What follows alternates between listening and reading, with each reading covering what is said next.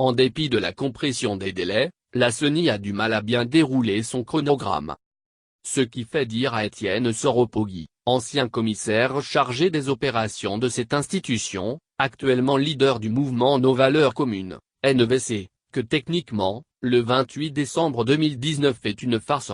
Parce que l'actuel chef de l'État n'a même plus la légitimité d'organiser les élections législatives. Il s'explique, commente et accuse. Étienne Soropogui a avancé ses propos au sortir d'une réunion de l'opposition organisée jeudi 3 octobre au siège administratif de l'UFNGAM-Dalaï-CBG, commune de Ratoma, Conakry. Laquelle avait pour objet de définir un certain nombre de stratégies à inscrire dans l'agenda de l'opposition plurielle. Parce que, commente M. Soropogui qui est ancien membre de la Commission électorale nationale indépendante, CENI, les élections législatives fixées au 28 décembre prochain se trouvent dans un calendrier intenable d'un point de vue technique, conçu comme une farce à la fois par son mode de validation interne et externe. Touche pas à mon droit constitutionnel.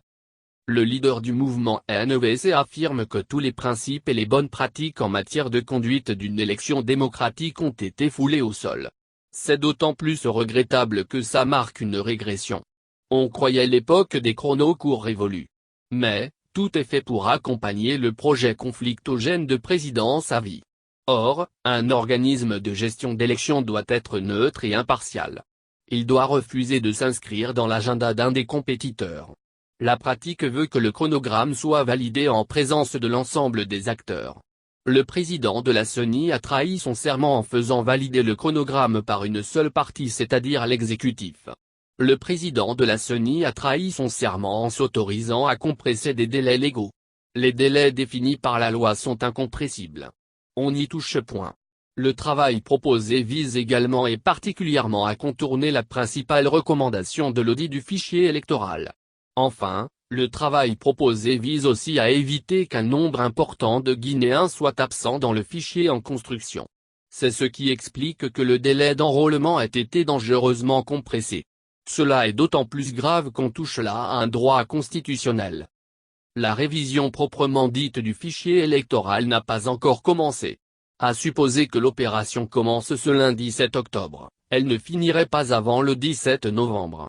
Dans ce cas précis, est-ce que le président peut convoquer les électeurs le 19 octobre pour être dans le délai de 70 jours alors que le fichier ne serait pas encore prêt? Plaisanterie de mauvais goût. Ce calendrier est une farce. La preuve, les délais sont fixés, mais le calendrier a commencé déjà à glisser.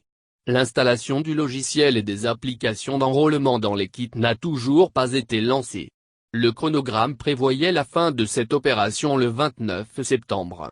L'opération n'est même pas lancée.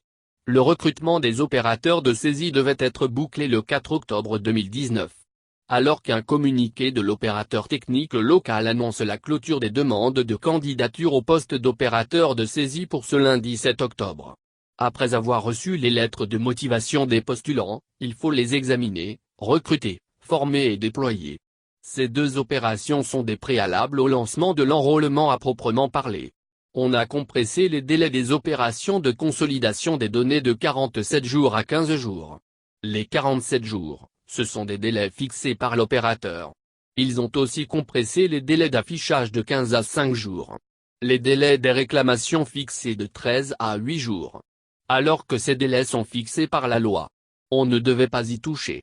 Le président ne pourra donc pas convoquer le corps électoral le 19 octobre 2019, comme prévu, parce que rien n'est prêt. Cela veut dire aussi que l'opposition ne pourra pas participer au scrutin dans de telles conditions.